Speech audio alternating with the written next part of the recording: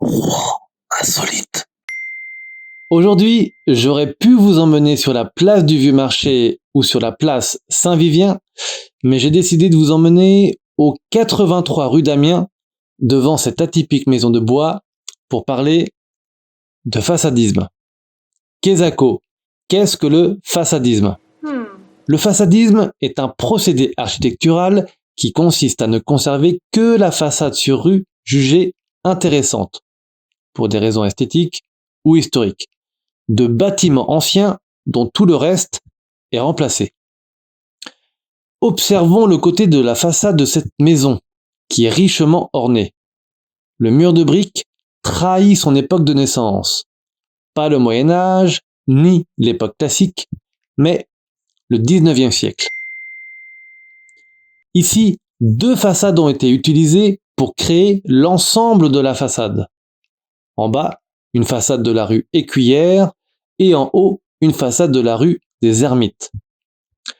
Alors, si parmi vous il y a des explorateurs urbains ou tout simplement des curieux, vous pouvez retrouver d'autres exemples de façadisme à travers la ville.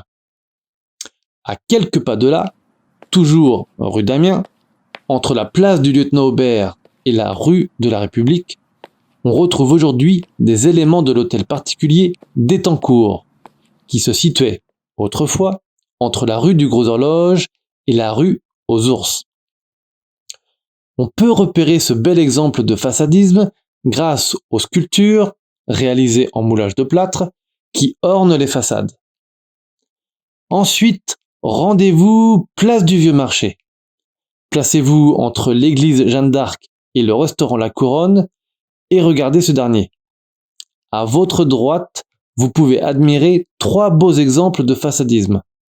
Cette série de façades réinstallées provient de maisons des rues Orbe et Haut-de-Robec, avec ses toits typiques à grenier et tente. Enfin, place du Vieux Marché toujours, empruntez la rue de la Pie sur quelques mètres.